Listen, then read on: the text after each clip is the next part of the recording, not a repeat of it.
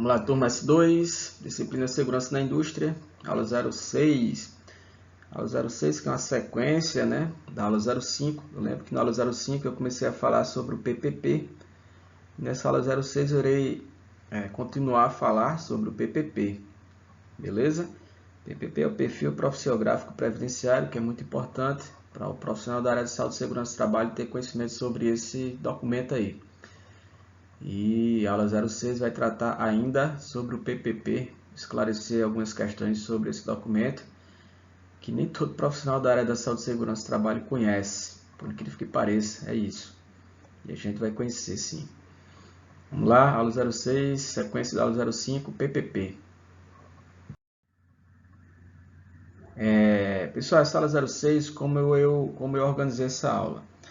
Eu encontrei um auditor fiscal do trabalho, uma reportagem, né, que ele fez falando sobre o PPP, Perfil Profissiográfico Previdenciário.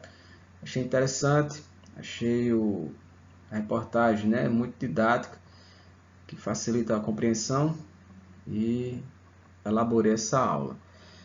Então, como está escrito aí, né, comentários de Ayrton Marinho da Silva. Esse cara é um AFT é Auditor Fiscal do Trabalho, né, do Ministério do Trabalho e Emprego. É o ponto de vista, né, desse Auditor Fiscal do Trabalho em relação ao PPP, ao Perfil Profissiográfico Previdenciário. Interessante aí, a gente irei mostrar para vocês agora o que foi que ele falou, né, sobre o PPP. Primeiro ele falou que as leis, né, que regulamentam esse documento, para ficar claro aí para todo mundo, são duas, as leis 8.212 e 8.213 de 91, faz um tempinho já, né, que regulamentam os benefícios da Previdência Social. Por que Previdência Social? Porque a Previdência Social é responsável, né, pelos benefícios pagos aos segurados. Segurados é o termo que eles usam para falar trabalhador, empregado, funcionário, né? Eles falam segurados. E por isso que essas leis, né, regulamentam os benefícios da Previdência Social, que um dos principais objetivos desse documento PPP é a solicitação da aposentadoria especial de um determinado trabalhador, né? Na subseção referente à aposentadoria especial, na Lei 8.213, aparece pela primeira vez o termo perfil profissiográfico. Geralmente, quando se fala em aposentadoria especial, lembra-se imediatamente desse documento aí, PPP, que é um dos documentos que o INSS solicita para aquele trabalhador que queira dar entrada, queira solicitar aposentadoria especial. Uma imagem apenas para representar o que foi dito acima. Agora, falar para vocês sobre a responsabilidade da empresa. Qual a responsabilidade da empresa em relação a esse PPP aí? A empresa deverá elaborar e manter atualizado o PPP, abrangendo as atividades desenvolvidas pelo trabalhador, né, e fornecer a este, quando da rescisão do contrato de trabalho, cópia autêntica desse documento. Você trabalha em uma determinada empresa, o contrato foi rescindido, né, você saiu da empresa, é obrigação da empresa fornecer, como está dito aí, né, uma cópia autêntica, né, do PPP ao trabalhador que não vai fazer mais parte daquela empresa. Na verdade, esse PPP, relembrando, falei na aula 05, é um histórico laboral, né, do trabalhador. E com o PPP em mãos, esse trabalhador futuramente ele pode solicitar uma aposentadoria especial, comprovar uma determinada exposição a um determinado agente, pode ser também comprovada a partir desse PPP. Por isso que é importante, ao sair de uma determinada empresa, solicitar essa documentação aí, o PPP. Em relação a agentes químicos e ao ruído, a informação será devida a partir dos níveis de ação, né, definidos na NR9, a NR9 que fala sobre o PPRA, né, que inclusive vai ter uma mudança nessa nomenclatura, não vai se chamar mais PPRA, vai se chamar agentes ambientais, físico-químicos e biológicos, né, do Ministério do Trabalho e Emprego, e aos demais agentes a simples presença no ambiente de trabalho. Aí tem duas imagens que representam esses agentes que foram ditos acima. O do tambor ali azul, né? Exemplo de agente químico, né? Névoas, poeiras, gases, exemplo de agentes químicos. E do lado direito, um trabalhador usando um protetor de inserção auricular, né? Uma proteção ao ruído, para representar o agente ruído. Ok? Então ele está falando que aí, agente químico e ruído será devido, tem que ter a informação do nível de ação, de acordo com o NR9. Os outros agentes, a simples presença no ambiente de trabalho já é o suficiente para ser informado no PPP, né? Não precisa de nível de ação, não precisa de uma avaliação quantitativa. É isso que ele está falando aí. Já se for agente químico e ruído, deve-se fazer uma avaliação quantitativa. Ele fala que o PPP será futuramente exigido para todos os segurados, né, para todos os trabalhadores. Após a implantação em meio magnético pela Previdência Social, abrangendo também riscos ergonômicos e mecânicos. Então ele está falando aí que atualmente o PPP abrange risco químico e ruído, e os demais, né, não precisa de nível de ação, não precisa de quantificação. E futuramente, a partir da implantação desse meio magnético aí, a Previdência Social vai adicionar, né, risco ergonômico e risco mecânico ao PPP. Risco ergonômico, para quem não sabe, vocês vão pagar uma disciplina sobre isso aí, salvo engano é no S3, tem uma disciplina chamada ergonomia, trata sobre postura inadequada do trabalhador no local de trabalho, excesso de força, excesso de carga, estresse.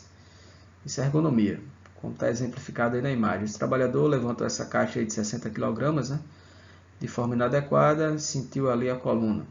A forma correta de levantar esse peso aí, né, ele tem que se agachar e utilizar as forças das pernas, né, para auxiliar no levantamento de uma determinada carga, nesse caso aí dessa caixa de 70 kg. E do lado direito é um exemplo de um risco mecânico. O trabalhador ali deu um vacilo, a chave dele caiu, ele machucou o dedo ali na máquina, né, que ele está operando. Risco mecânico. Bem, agora falando sobre a base, né, do PPP, ele diz que serão os dados ambientais. Dados ambientais, lembrando, são os dados presentes no ambiente de trabalho, né? São os dados colhidos, quantificados, qualificados no local de trabalho. Retirado, dentre outros documentos, né? Do PPRA, do PGR, do PCMAT, do PCMSO, do LTCAT, das CATs. Dados atualizados sempre que houver alteração, pelo menos uma vez ao ano. Por que ele está falando aí? Quando se vai fazer um PPP, geralmente a empresa já tem um documento sobre saúde e segurança do trabalho. Geralmente é assim que funciona. E, geralmente o documento que as empresas têm é um PPRA. Geralmente todas as empresas têm um PPRA. Que eu já falei para vocês que vai deixar de existir o PPRA, né? Vai ser agora o PGR, Programa de Gerenciamento de Risco. Mas o PPRA ainda está valendo, então vamos falar sobre o PPRA. Geralmente toda empresa tem um PPRA. Vamos supor, chega um técnico de segurança do trabalho para elaborar um PPP. Ok? Geralmente, a primeira pergunta que o profissional faz ao dono da empresa é se tem um PPRA. Vocês têm um PPRA aí atualizado e tal? Aí o dono da empresa fala, tem, tá aí. Ó. Aí a gente vai pegar o PPRA, vai tomar como base os dados presentes no PPRA para elaborar o PPP. É assim que funciona. Eu lembrei de uma história agora, um dia eu fui solicitado para fazer um PPP. Acho que inclusive eu falei na aula anterior uma historinha sobre isso aí. Do trabalhador lá, né, que trabalhar fazendo prótese dentária. Eu falei sobre isso sim, que eu lembrei agora. Pois bem, quando eu cheguei na empresa desse cara, complementando a história, né? Eu comecei a história, falei lá de acordo com a aula, agora eu lembrei a mesma história, só que outro ponto de vista, de acordo com a nossa aula aqui. Quando eu cheguei na empresa desse rapaz lá que solicitava o PPP para dar entrada na aposentadoria especial, a primeira pergunta que eu fiz foi o quê? Vocês têm algum documento aí da área da saúde e segurança do trabalho? Aí o dono da empresa falou, o que é que você está falando? Para mim você está falando em japonês, né? O cara não tinha a mínima noção sobre saúde e segurança do trabalho, zero. O cara não tinha nenhum documento sobre saúde e segurança do trabalho e queria um PPP para dar entrada na aposentadoria especial. Ou seja, o negócio está meio errado aí, está meio doido aí, né? Porque assim, PPRA é um documento base, um documento essencial para qualquer empresa. Tem que ter o PPRA. E nem PPRA o cara tinha. O cara não sabia nem o que era isso. O cara não sabia nem o que era saúde e segurança do trabalho. Aí foi feito um PPRA, na verdade foi eu não fiz o PPRA. Na época, quando eu dava aula para engenharia civil, um dos alunos, ele tinha um curso técnico de segurança do trabalho e eu indiquei esse cara para fazer o PPRA. Percebam como você ser uma boa pessoa, não costumo nem falar um bom aluno, né? Um bom estudante. Claro, um bom estudante ajuda, né? Não atrapalha não, enfim, mas uma pessoa correta, uma pessoa honesta, uma pessoa do bem, né? Como as pessoas costumam falar por aí. Ajuda muito isso. Por quê? Porque na hora que eu estava lá na empresa, falando com o dono da empresa, não tinha nenhum documento, né? Eu lembrei de quem? Eu lembrei desse aluno, que era técnico de segurança do trabalho. Aí você deve estar se perguntando, professor, por que você não fez o PPRA? Porque geralmente eu não faço PPRA, né? Porque, assim, é meio desvalorizado no mercado. É mais ou menos assim que funciona, né? Dá um trabalho relativamente grande e não é muito valorizado, né?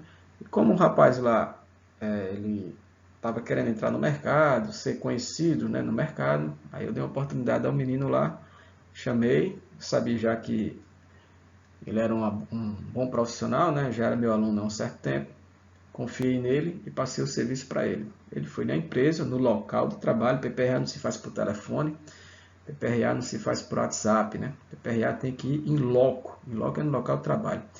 Ele foi até a empresa, fez o PPRA dele lá, fez algumas avaliações quantitativas e depois ele passou o PPRA e eu tomei como base o PPRA feito por esse meu ex-aluno, né? E elaborei o PPP. É assim que funciona, né? Geralmente é assim. Outro profissional que elabora o PPP com muita frequência é o contador. Contador, o que é que tem a ver? Pois é, o contador. Por quê?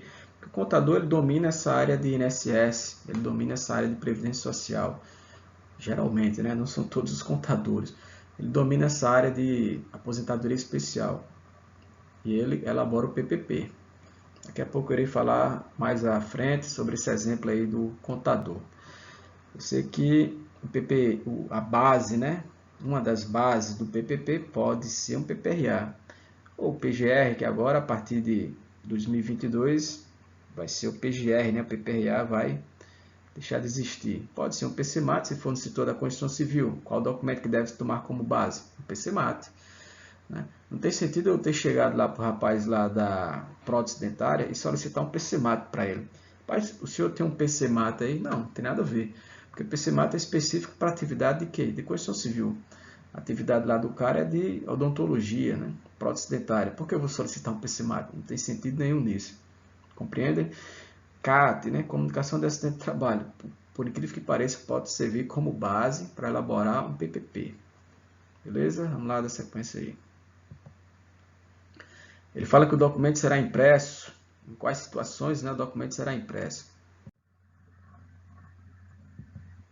Ele será impresso primeiro na rescisão do contrato de trabalho. PPP ele deve ser impresso. Aí tem aquela história lá, né, da rescisão do contrato, uma cópia autêntica ser entregue ao trabalhador, né?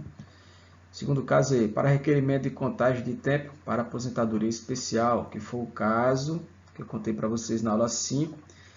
Falei de novo aqui na aula 6 do cara lá da prótese dentária que solicitou esse documento para solicitar, para dar entrada na aposentadoria especial. Esse documento aí tem que ser impresso para ele levar lá para o INSS, né?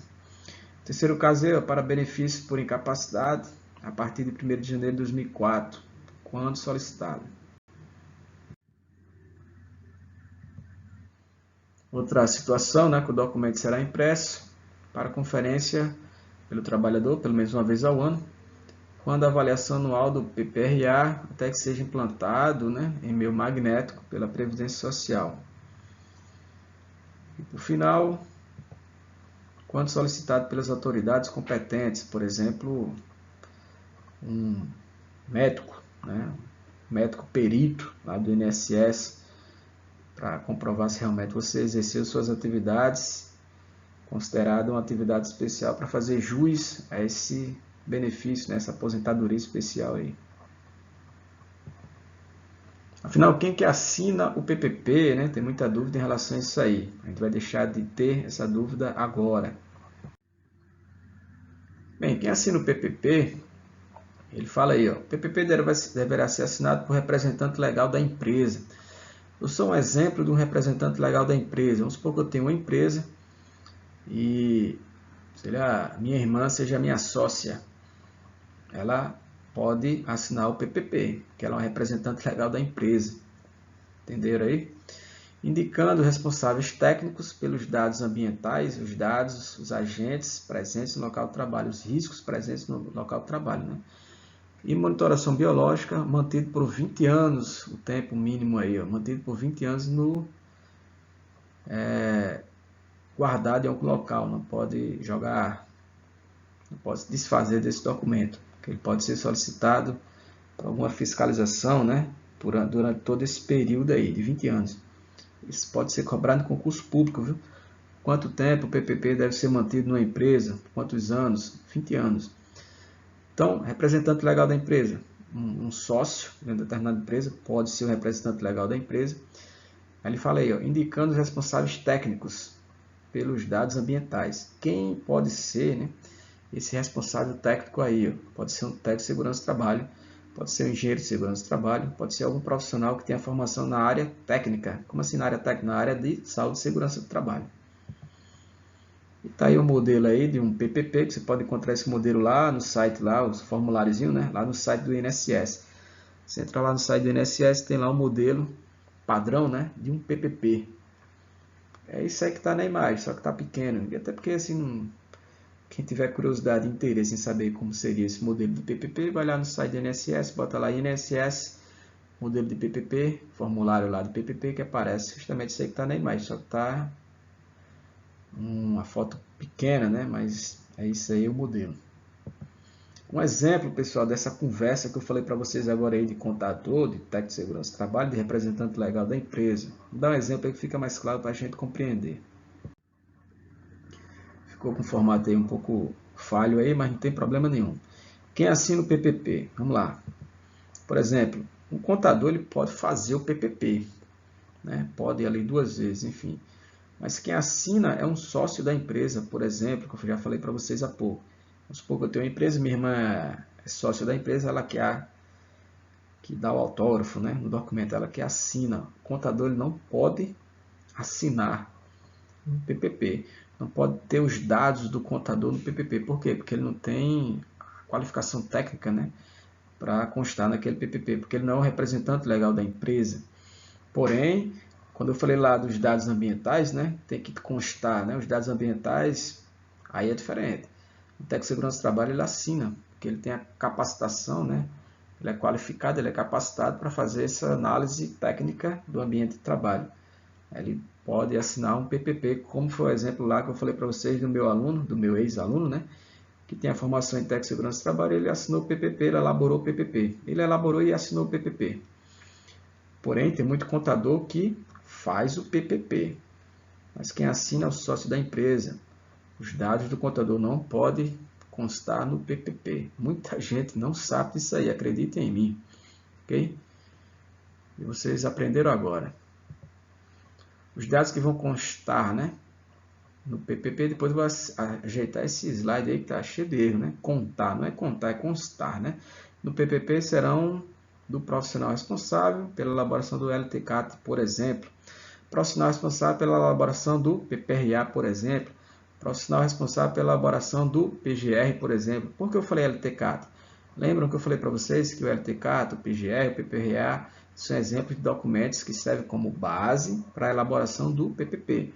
Por exemplo, eu botei o LTCAT. Vamos supor que um engenheiro de segurança do trabalho fez um determinado LTCAT daquela empresa. Os dados que vão constar no PPP são daquele profissional que fez o LTCAT, daquele engenheiro de segurança do trabalho, e não do contador. Okay? Isso aí que eu falei para vocês, podem acreditar em mim, podem ter certeza. Muitos profissionais da área de saúde e segurança do trabalho não sabem disso aí. Vocês aprenderam agora. As informações do PPP são de caráter privativo do trabalhador, ou seja, é restrito, né? Não pode ser informações públicas divulgadas para todo mundo. É privativo, né, do trabalhador. Constituindo crime nos termos da Lei 9029, 13 de abril de 95, né, práticas discriminatórias de divulgação para terceiros, ressalvado quando exigida pelos órgãos públicos competentes. Se tiver alguma solicitação de alguma fiscalização, por exemplo, do auditor fiscal do trabalho, aí sim você pode e deve, né, fornecer o PPP para esse órgão público competente, mas para terceiros não pode. Ele é privado, né, a informação é privada daquele determinado trabalhador. Agora, os principais dados a constar no PPP. Que dados são esses que devem constar no PPP, né, os principais? Bem, os principais dados a constar no PPP, né, é a identificação empresarial, a identificação da empresa, né, o KNAI. Relembrando, para quem não sabe o que é o KNAI é a Classificação Nacional da Atividade Econômica.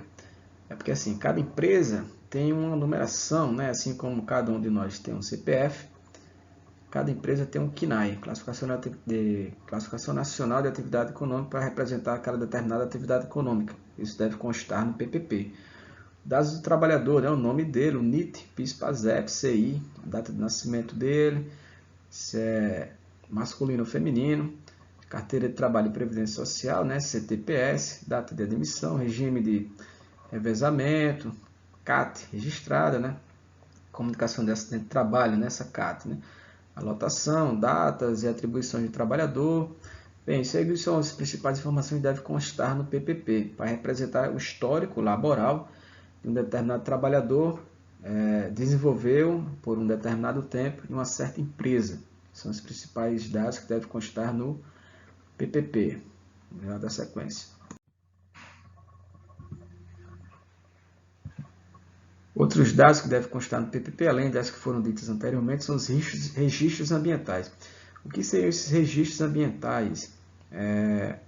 Não é ambiental do ponto de vista ecológico, né? Enfim, seriam quais? Exposições de fatores de riscos, período, tipo de fator de risco, conforme classificação do Ministério da Saúde, né? Intensidade de concentração, técnica utilizada, existência de EPC, equipamento de produção coletiva, né? Eficaz, equipamento de produção individual, se é eficaz sim ou não, né? Isso aí são exemplos de riscos ambientais presentes no ambiente de trabalho que deve constar no PPP. E para ficar mais claro ainda, eu trouxe essa tabela aí, que fala sobre esses registros ambientais, exemplo desses registros ambientais aí. Quando se fala em registro ambiental, existe o físico, o químico, o biológico, o ergonômico e de acidente ou mecânico, tanto faz.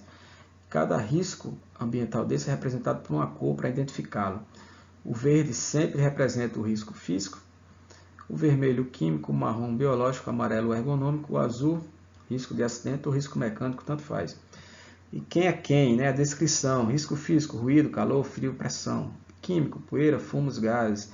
Biológicos, vírus, bactérias, protozoários. Ergonômico, postura, levantamento, transtornos, estresse do trabalho em turnos é considerado ergonômico. E acidente ou risco mecânico, arranjo físico inadequado, iluminação inadequada, explosão, eletricidade, máquinas defeituosas. Isso são exemplos considerados riscos de acidentes ou mecânicos que são considerados registros ambientais que devem constar no PPP. Geralmente quem faz esse levantamento, quem faz esse registro ambiental é um profissional da área de saúde e segurança do trabalho. Geralmente não, quem tem que fazer é um profissional da área da saúde e segurança do trabalho. Geralmente é um técnico de segurança do trabalho, um engenheiro de segurança do trabalho, geralmente é um técnico de segurança do trabalho que faz esse levantamento aí, esse registro ambiental. Né? Ele vai no local de trabalho e faz esse levantamento aí, como eu já falei para vocês no exemplo lá do meu ex-aluno. Foi isso que ele fez aí, um registro ambiental. E baseado nesse registro ambiental que ele fez, eu tive como base e comecei a fazer o PPP para o dono da empresa lá dar entrada no que ele estava solicitando, que era aposentadoria especial. Algumas polêmicas e dúvidas sobre esse assunto, para a gente fechar nossa aula. A primeira aí, né? Quanto à auditoria fiscal e inspeção médico-pericial, né? O auditor fiscal da Previdência Social, a AFPS, né? Auditará, né, a regularidade dos controles internos das empresas relativos ao gerenciamento dos riscos ocupacionais, né, programa do Ministério do Trabalho e Emprego, podendo sempre que julgar necessário solicitar tais programas além de LTCATs e CATs e outros documentos além de inspecionar o ambiente de trabalho. Isso aí, como eu falei para vocês lá no primeiro slide, né, no segundo, o primeiro foi a apresentação da aula, né, no segundo slide, né, isso aqui foi uma entrevista, né, que eu achei interessante, de um auditor fiscal do trabalho falando sobre o PPP. Como o cara é auditor fiscal do trabalho, ele botou a polêmica e as dúvidas do ponto de vista dele, né? Do dia a dia dele, da rotina dele.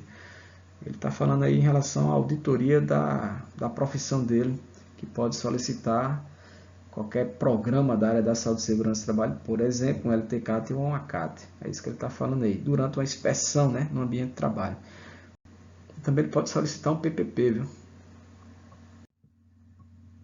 Ainda sobre polêmicas e dúvidas, do ponto de vista lá do auditor fiscal do trabalho, né, não compete ao MTR, Ministério do Trabalho e Emprego, né, por meio das delegacias regionais de trabalho, DRT, nem aos sindicatos de trabalhadores, condicionar as homologações de rescisão de contrato de trabalho à prévia apresentação do PPP. Isso também pode gerar alguma dúvida aí em relação à rescisão de contrato de trabalho. Apresentou o PPP, o Ministério do Trabalho rescindiu o contrato do cara. Não é bem assim, né? De acordo com a experiência dele, ele percebeu que isso aí tinha muitas dúvidas, gerava algumas polêmicas. Aí ele está explicando aqui para a gente, eu estou trazendo para vocês. Não compete ao MTE, por meio da DRT, né? Nem Sindicato de Trabalhadores, condicionar homologações de rescisão de contrato de trabalho quando for apresentada a PPP. Por que ele está falando isso? Eu não falei para vocês, quando for rescindido o contrato de trabalho, foi feita a rescisão do contrato de trabalho, deve ser entregue ao trabalhador, né? A cópia autêntica do PPP. Isso tem relação com o que foi dito anteriormente. Então, não compete ao MTR, nem Sindicato de Trabalhadores, condicionar homologações, né, de rescisão de contratos, quando for apresentado o PPP. Ok? Então, pessoal, é isso. A gente continua na nossa próxima aula. Até mais.